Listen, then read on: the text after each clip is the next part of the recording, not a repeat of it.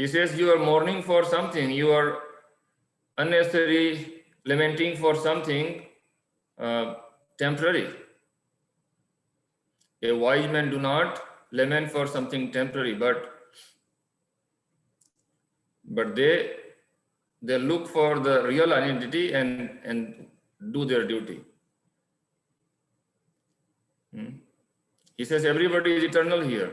Nobody is nobody is going to be killed. You were there in the past, you are here now, and you will be there in the future. Your real identity is not this body, but the eternal soul. He says, I am myself, Krishna, is eternal. Similarly, you are all eternal. And Srila Prabhupada tells us that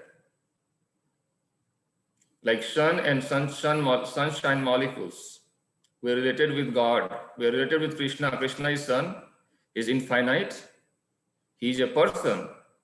And we are all persons. All the living entities, whether in a dress of a man, a woman, or animal, or plant, or aquatic, whatever shape and size of the body may be, but the real identity is that we are all eternal, we are all related with Krishna, and He is infinite and we are infinitesimal. And He says, as you are moving in this body, the body is changing. Like child to youth to old age. And because you are eternal, you are not going to perish. The nature of you, the real self, the Atma is eternal. Therefore, you are going to move into the next body. And for that, you should not lament. So these are the initial arguments he gave. And then gradually we develop that. And let us see some verses here. Let me stop sharing and share the verses from the Gita online here.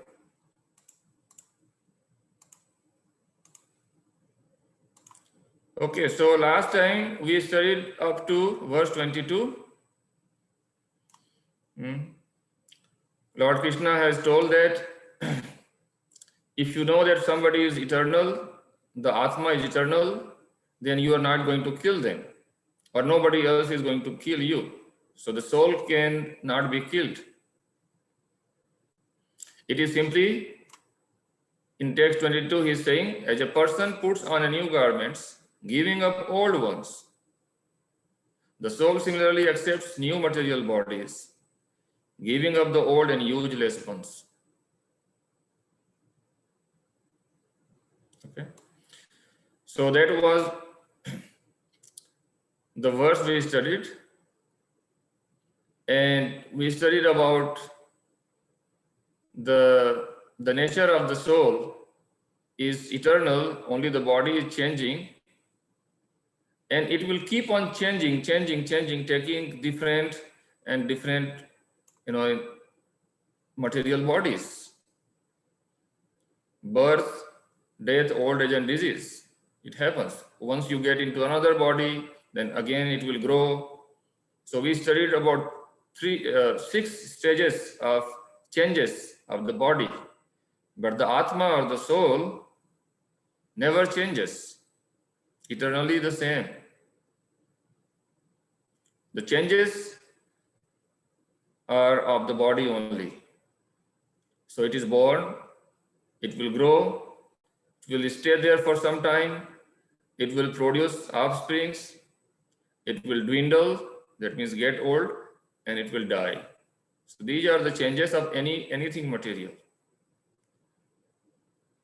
So body is material, it changes. The soul does not change. And it will get another body depending on its desire. So the example we learned about, there are 2 birds on a tree. So if you consider analogy of, like a tree. So that body is like a tree, and within this body there are two birds. One is eating the fruits in the tree, and another one is simply witnessing, friendly bird, but just witnessing. And that is Paramatma, or the super soul, who is Krishna himself, who is speaking this Bhagavad Gita. He is always witnessing everyone. He is seated in everyone's heart. As the soul is in the heart of the body, and Krishna is in the heart of the soul, the super soul, always witnessing. So when we turn our face towards Krishna, stopping to eat, busy in eating, that means we are busy in material activities, material desires. What is material desire? Is just I'm thinking I'm a body and I have to enjoy my senses. So when I keep busy developing my material desires more and more, get greedy, I get attached to the temporality in the world. It is like the continuum. The whole life is eternal, but I am here. It is like like you are on a long trip. You are stopping on a rest area. You're not going to settle there permanently in the rest area. So similarly, one should not make a plan to stay forever in this material world, because we are spiritual beings. We all belong to a spiritual world. So when we turn our face toward our friend, the bird who is watching us all the time, then that is Krishna. That means when we are reading Bhagavad Gita, we are trying to understand Krishna's instruction. When we are trying to develop our relationship with Krishna by chanting and hearing about him, by chanting his holy names, chanting his glory, his activities, that means we have turned our face towards our friendly bird, super soul, Paramatma, Krishna. Then we will not get into another material birth. The dress we will get will be also permanent dress. It won't be like a temporary dress. We'll develop our spiritual body and we will live in a spiritual world after giving up this material temporary body. So that was the message we got from last time up to verse 22. And we can read from text 23 today. So Lord Krishna says here, Nayanam chindanti sahasrani, nayanam dahati pavakah, na chayanam kledayanti apo, na shoshayati marutah. Can someone volunteer to read the translation and purport? The soul can never be cut to pieces by any weapon, nor burned by fire, nor moistened by water, nor withered by the wind. Purport. All kinds of weapons, swords, flame weapons, rain weapons, tornado weapons, etc., are unable to kill the spirit's soul. It appears that there were many kinds of weapons made of earth, water, air, ether, etc., in addition to modern weapons of fire. Even the nuclear weapons of the modern age are classified as fire weapons, but formerly there were other weapons made of all different types of material elements. Fire weapons were counteracted by water weapons, which are now unknown to modern sciences. Nor do modern scientists have knowledge of tornado weapons.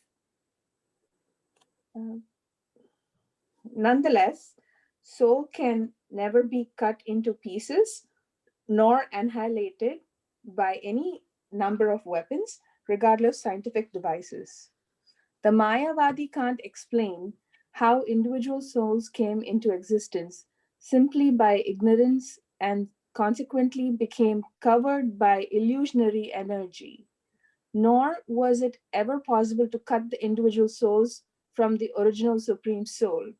Rather, the individual souls are eternally separated parts of the Supreme Soul.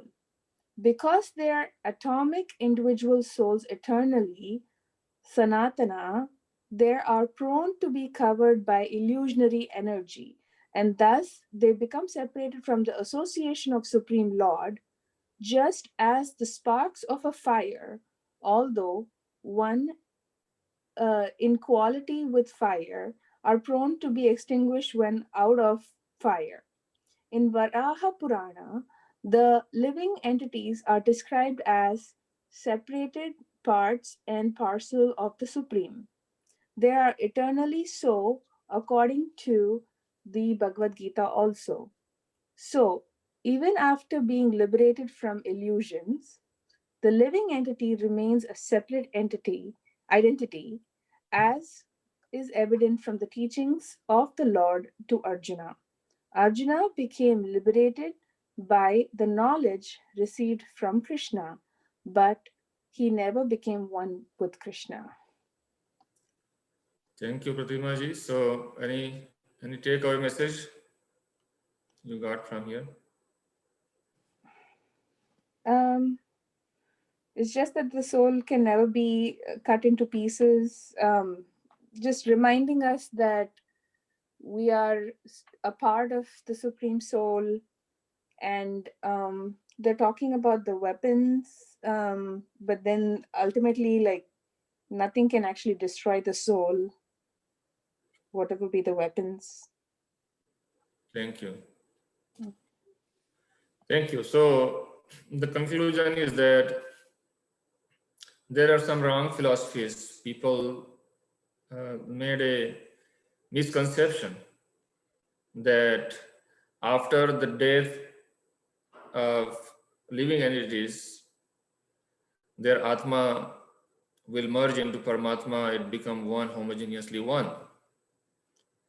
So that concept is being defeated by this verse, that soul can never be cut. So it was not one with God, and it is not a cut piece of God, and then now it is covered by body, and then after death it will join to the whole. It is not like that. It is eternally separated part and parcel of the Supreme. So we are not going to become God, but we are eternally servant of God. We are eternally part, and we are eternally family of God. Is that clear? So the liberation does not mean that we get joined into God's body and we become God.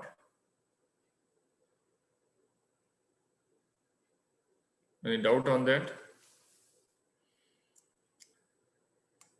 Okay, let's read a few more verses, and then we will discuss few main points in the PowerPoint.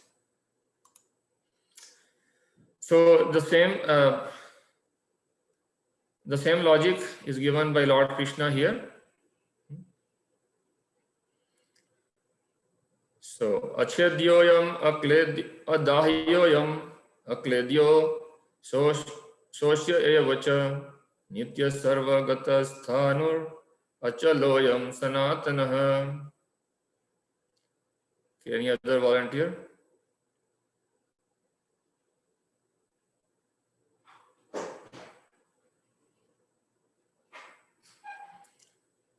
Can anyone read translation in purport?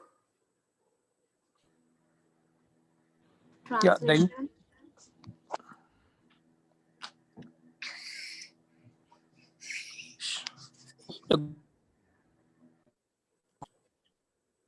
Okay, one of you can go ahead.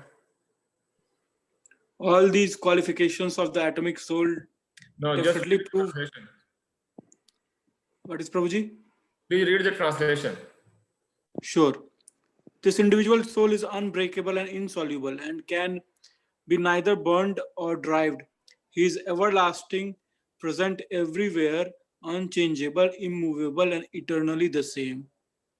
So similar, nature of the soul is being described. So Yeah. by any weapon you cannot break, you cannot dissolve, you cannot burn, you cannot dry. Therefore, it is always lasting, never destroyed. Everywhere it is there. It is not getting changed. It is not movable. Same. Okay, please continue. All these qualifications of the atomic soul definitely prove that the individual soul is eternally the atomic particle of the spirit whole, and he remains the same atom eternally without change. The theory of monoism very difficult to apply in this case because the individual soul is never expected to become one homogeneously. After liberation from the material contamination, the atomic soul may prefer to remain as a spiritual park for in the effulgent rays of the supreme personality of Godhead, but the intelligent souls enter into the spiritual planets to associate with the personality of Godhead. The word Sarvagata, all pervading, is significant because there is no doubt that living entities are all over God's creation. They live on the land, in the water, in the air, within the earth, and even within fire. The belief that they are sterilized in fire is not acceptable because it is clearly stated here that the soul cannot be burned by fire. Therefore, there is no doubt that there are living entities also in the sun planet with suitable bodies to live there. If the if the sun globe is uninhabited, then the word Sarvgata, living everywhere, becomes meaningless. Yes, thank you. Krishna Prabhuji. So the soul is, because it can never be destroyed, it is eternal. So therefore the conclusion here Srila Prabhupada tells, it is Sarvagata also. So it can live everywhere in time and space, in all the space, in all the time. So like we have different types of living entities living in different, these material elements are there, like earth, water, air, fire, ether. So some bodies are made to live on land, earthly bodies like ours. Some bodies like aquatics, their body is more suitable to live in water. Some birds are kind of living in air. There are so many types of germs in everywhere. Similarly, because Lord Krishna says they live everywhere, all pervading, the souls also live in fire. So one may ask, oh, we sterilize, the microbiologists, they sterilize germs, the virus. So what we are sterilizing is not the soul. We cannot sterilize the soul. But what we sterilize is we kill the body of a virus or fungus or a bacteria by the process of sterilization. Any process of sterilization cannot kill the soul. So therefore, in every planet, everywhere there are living entities, inscrutable bodies. Even on sun, on fire, they are there. They have fiery body.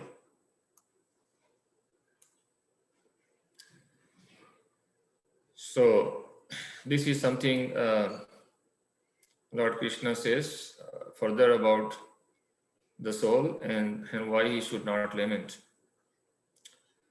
Number 25.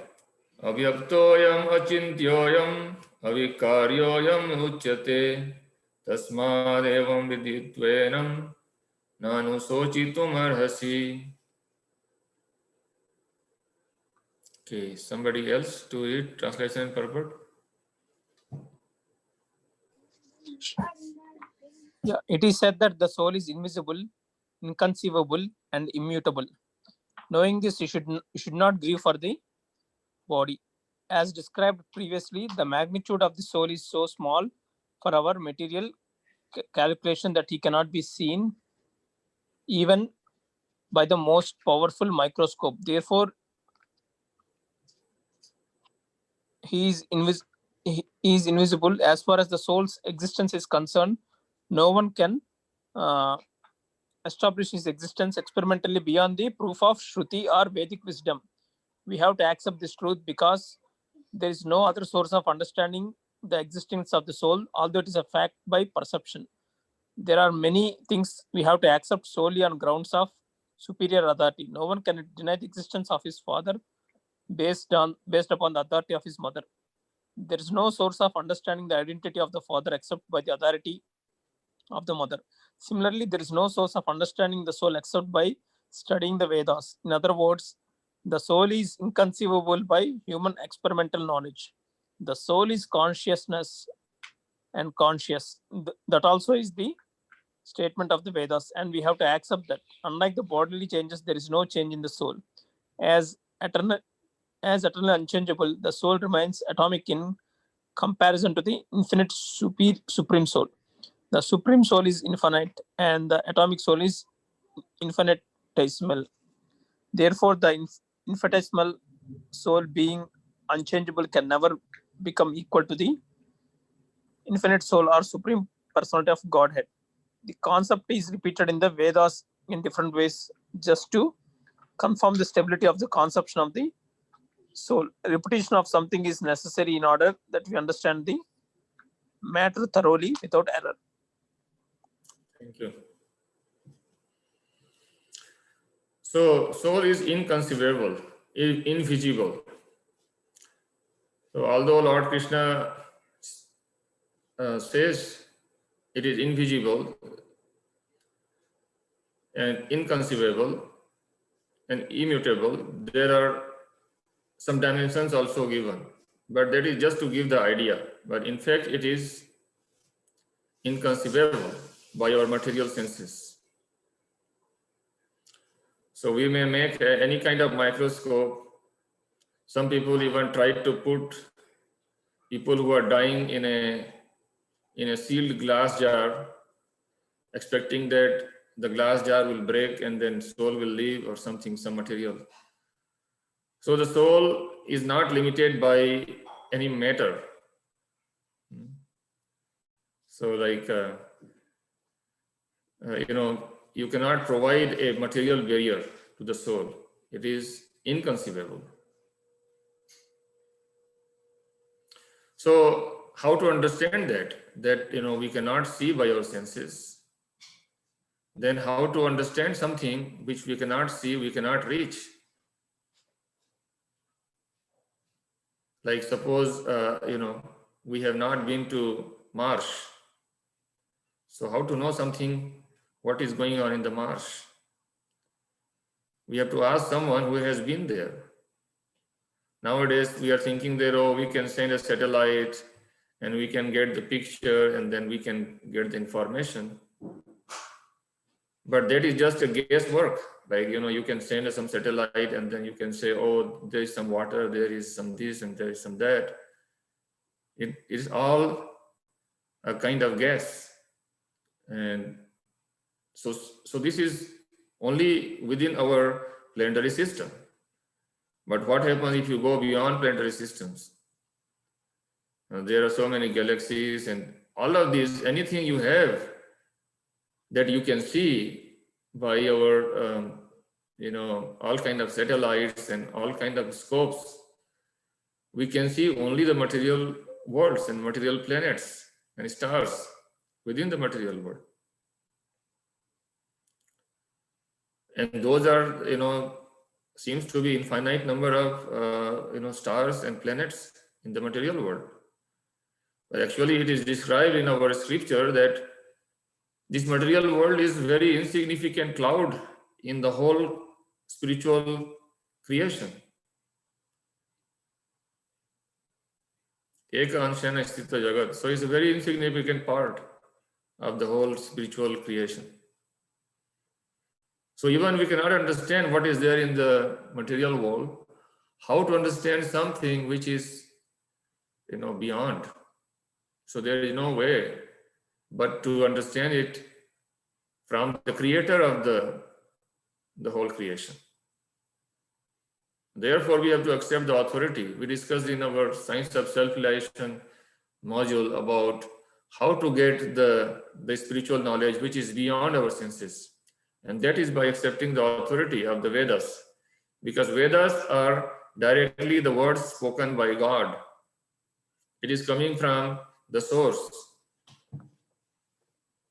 who is Krishna himself, and he is giving his wisdom and he is giving a real identity to Arjuna. He is telling about the nature of the soul. So we have to accept what Lord Krishna is giving the information to us. So Lord Krishna's, the words are in the Vedas and Upanishads, and this book is called Veda, this is called Gita Upanishad. So like we don't know who is our father, mother is the authority. Similarly, we have to accept the Vedas as our mother authority to know who is our father. So we have to understand that anything spiritual subject matter, we can understand by the authority of the Vedas. Otherwise, by experimental knowledge, by empirical experimental knowledge, we cannot do experiment. Although there is some common sense, Lord Krishna is telling that you are eternal, you are changing. We are saying that, oh, well, somebody passed away, but we know, like by common sense, we know that we are not this body. But immediately, the next moment, we start acting like a body. So the real identity, the remembrance, and the realization of the real identity of ourselves as eternal soul, part and parcel of the super soul, part and parcel of Krishna, that we have to re-emphasize every day, every moment by reading Bhagavad Gita and by practicing Bhakti Yoga, which starts with hearing about Krishna's name, Krishna's glory, Krishna's activities, and chanting his name. So when he is pleased with us by our attitude of loving to Krishna, then he will reveal to us. That is the process we can understand. So any question? It seems like up to 25, Lord Krishna gives the nature of the soul, which is eternal and body is temporary. From this verse onward up to verse 29, Lord Krishna will tell about the atheistic point of view. So anybody want to share something, or anybody have question up to verse 25?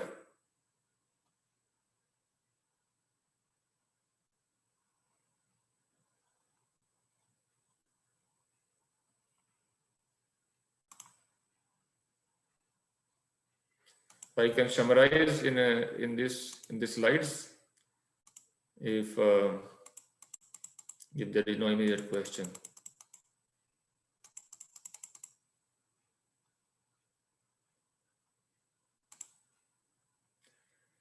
So okay, let me see. You see my slides now? Anybody can tell me? Yes. Okay, so verse 23, we read the soul's nature. Soul cannot be cut into pieces by any weapon, cannot be burned by fire, cannot be moistened by water, cannot be withered by the wind. So Srila Prabhupada says that there are different types of weapons, and none of the weapons, because these words Krishna is telling because Arjuna is there to fight with different kind of weapons, fire weapon, wind weapon, those kind of weapons. He said, any of your weapon, by using any of your weapons, Arjuna, you cannot kill your teacher and grandfather. You cannot kill anybody here because the soul cannot be cut. So the soul is very small and prone to be covered by illusory energy. But eternal super soul is never covered by illusory energy. Like we get illusion, we think that we are bodies and things related to the body is ours because we are separated from God. Like we are very minute particles, very spark of fire, like a sun molecule. So sun molecules may be covered by cloud. We have same quality as super soul, but because we are very small in size, the brightness can be covered. Like a fire spark may be extinguished when it comes in contact with, like ground. Something spark splits and then fall into the ground like that. It may be extinguished, but when we remove that covering, then eternally we may again shine, and we will reveal our brightness. That will come by practice. Cheto darpana marjanam bhava mahadavag nirvapanam shreya kerava chandrika vidanam vidyavadu jivanam. So that by process of chanting Krishna's glory, Krishna's name, Krishna's activities, we will clean all our material coverings, material misconceptions, and we will understand our relationship with God. But we will also understand that we will not become God even after liberation. That means liberation from this body means liberating from the misconception of identification with body and getting into real identity. So these are the pictures shown here, that the soul cannot be cut by weapon, any weapon, physical, mechanical weapon. It cannot be burned by fire. You cannot dissolve in water. It cannot be moistened. It cannot be withered by the wind. It cannot be blown away. It is eternally the same. And here is a nice picture. Spirit soul is 100% transcendental, recyclable all the time. It is bomb proof, it is fire proof, it is water proof, it is wind proof. So I like this picture, very nice artistic expression. Soul is unbreakable, insoluble, and can neither be burned or dried. He is everlasting, present everywhere, unchangeable, immovable, and eternally the same. Because of that, it cannot be sterilized, and it will be available everywhere, sarvagata. It can be in the sun and moon. We need to understand, by material vision, we cannot understand the soul. There may be different material elements. Our bodies are made of carbons, hydrocarbons. But there are bodies which may be made of different elements, which may not be available here. So how can we sense it? Srila Prabhupada tells us that the intelligent souls enter into the spiritual planets to associate with the personality of Godhead. Because after all, we are suffering because of the separation of Krishna. So when we revive our spiritual consciousness, that means Krishna consciousness, then we become eligible to associate with Krishna. Because ultimately we are looking for that enjoyment, that happiness. We are like fish out of water. We are looking for that relationship. All the relationship we are looking is for enjoyment. But because we are having a misconception of enjoyment, we are thinking that I'm going to enjoy, by doing this or that based on our body, by misidentification. I'm thinking that, okay, if I have a big house, then I will enjoy. If I retire, then I will enjoy. After retirement, I will enjoy after, I get this lottery and all those things, different types of misconception we have. But when we have the real conception of our relationship with Krishna, who is not going to finish, all other things going to finish. All our relationship based on the body, they're going to finish with the death. But even after death, what is not going to finish is our relationship with Krishna, because we are eternally related with him. So that's the intelligence. So therefore, the intelligent persons, they enter into spiritual planets. How? By submitting to Krishna in this life.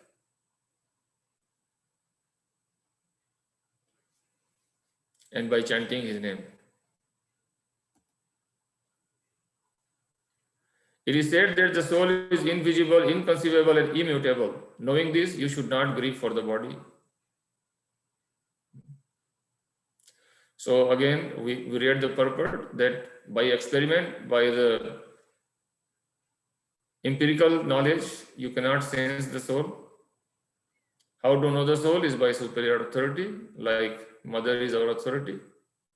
Vedas are authority for spiritual knowledge. Okay.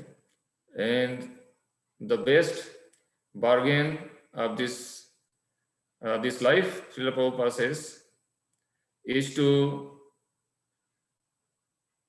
practice while we are healthy. Practice right now to realize our relationship with God, to realize that we are not this body, we are soul, eternally related with Krishna, and then act in that duty. When I know that I am a student, then I will do my student duty. When I know that I am a engineer, then I will do my duty of engineer.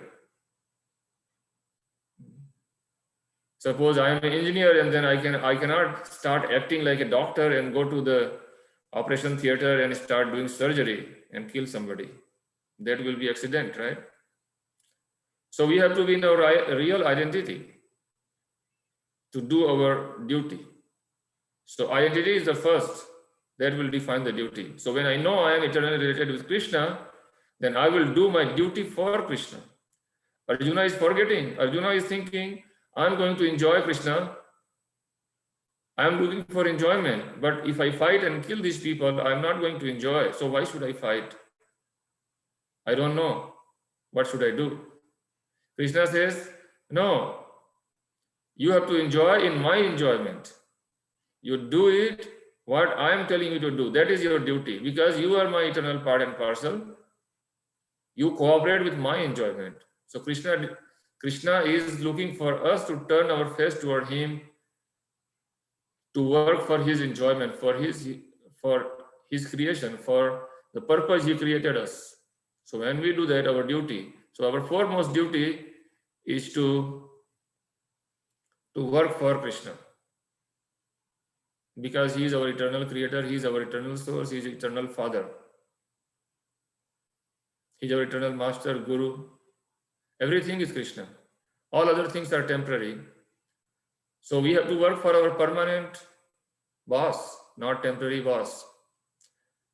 Even if we are working in the material world to keep the body and soul together, we should always be focused with our real identity while trying to preserve the body and soul together. So we can do our duty, but do the duty for Krishna. Arjuna is fighting for Krishna. Similarly, we can go to school for Krishna. We can work as an engineer or doctor for Krishna. So that is what Krishna is demanding here. Okay, so Sachin Prabhu, you raise your hand.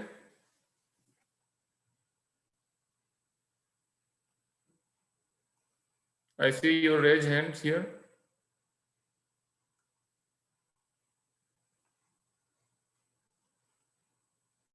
Hare Krishna.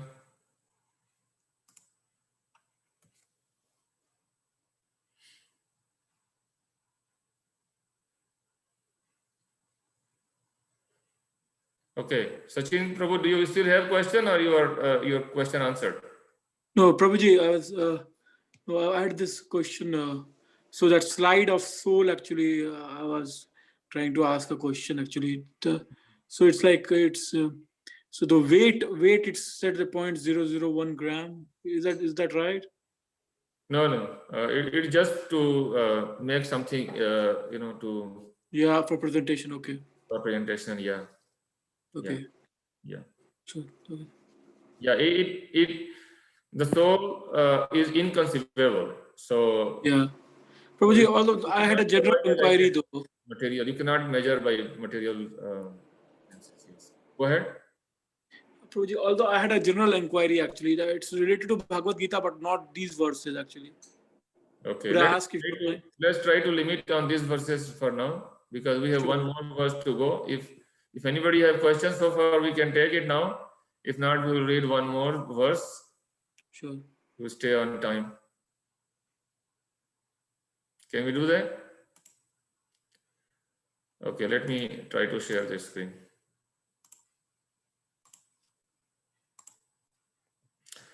26. Now this is a different argument. Lord Krishna is giving another argument for Arjuna to convince Arjuna. Atha chainam nityajatam nityam va manyase mritam tathapi tvam mahabaho nainam sochitum arhasi. Another volunteer.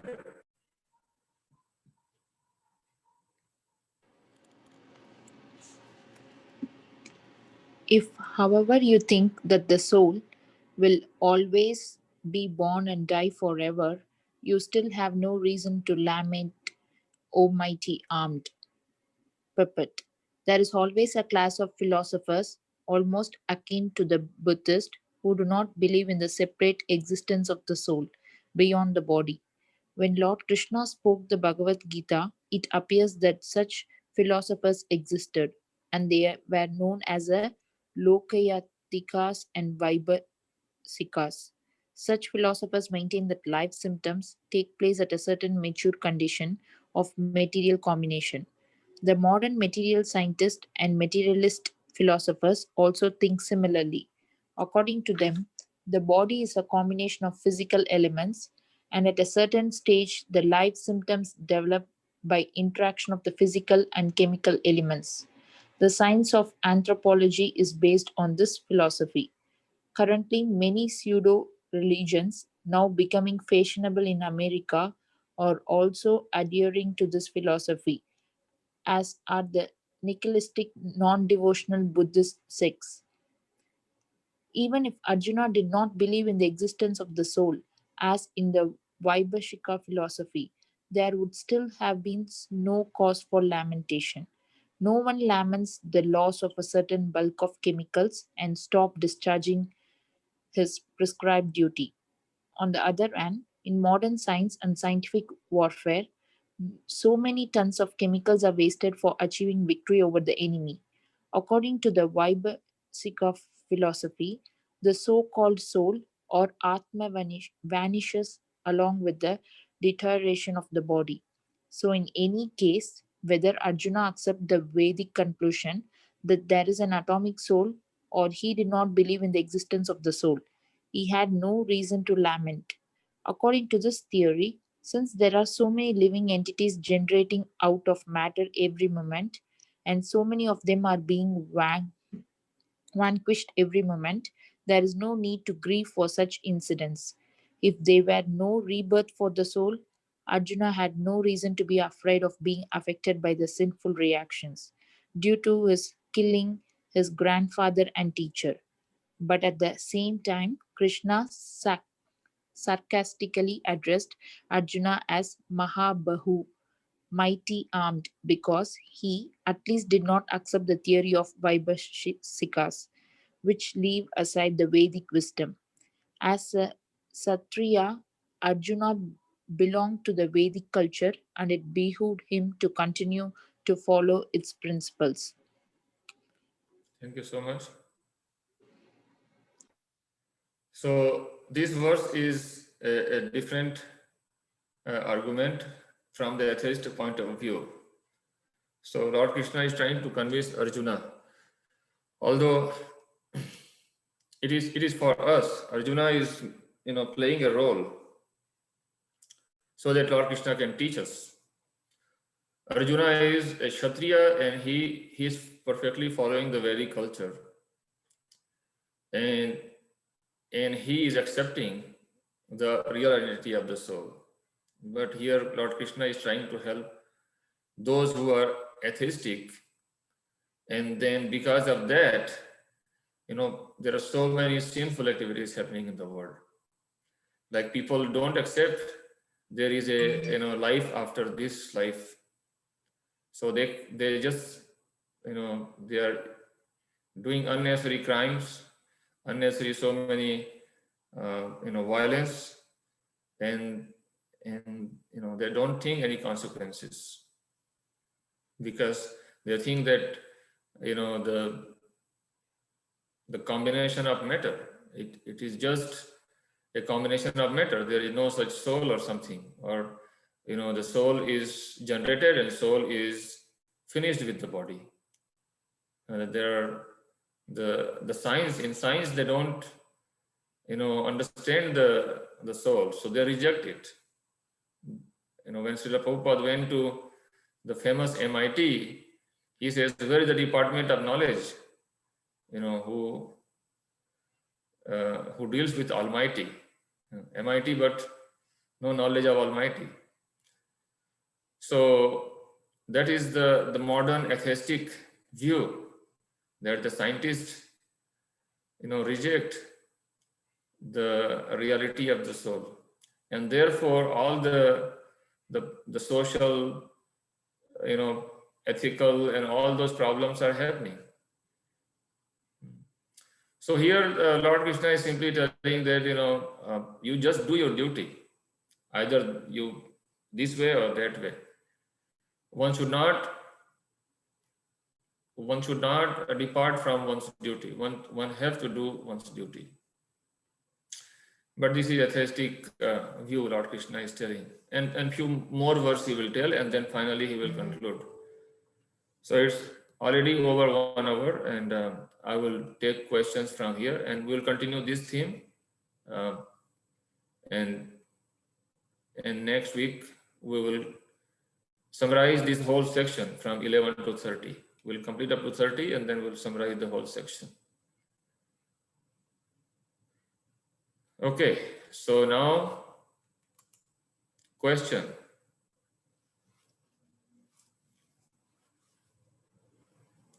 Why should we do our duty? To please Krishna. To please Krishna. Perfect answer. Thank you so much. Yes. Anything we do is to please Krishna. What is our duty? So we can ask, what is our duty? Anything that will please Krishna is our duty. Yes. Perfect. Thank you so much. Any other thought?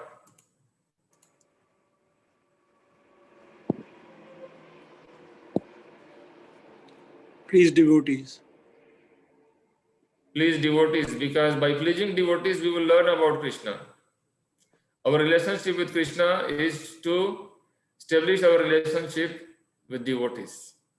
Because when we are with devotees, we have a loving relationship with devotees, then we will lovingly remember Krishna. It is like, suppose you want to make a friendship with the president. We did not have all the time, very, very favorite presidents. But sometime, let's say, if I have my favorite president now, and if I want to go, meet him, what should I do? It is best way to make a friendship with one of his staff members, one of his personal staff members. That's what we do. The devotees are personal servants of Supreme Personality of Godhead Krishna. So when we make a loving relationship, friendly relationship with devotees of Krishna, then we can easily enter into friendship with Krishna. Krishna will recognize us. Therefore, we have to, have relationship, very friendly relationship with Krishna by developing our relationship with devotees. Okay. Lokendra Prabhu, do you have any question? For the first time you have came here, I think, right?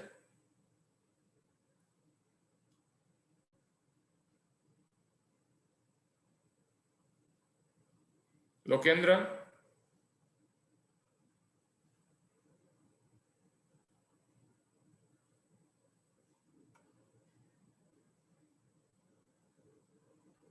Okay.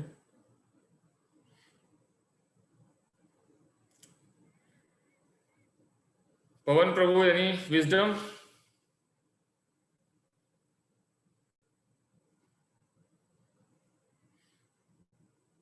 No, Prabhu.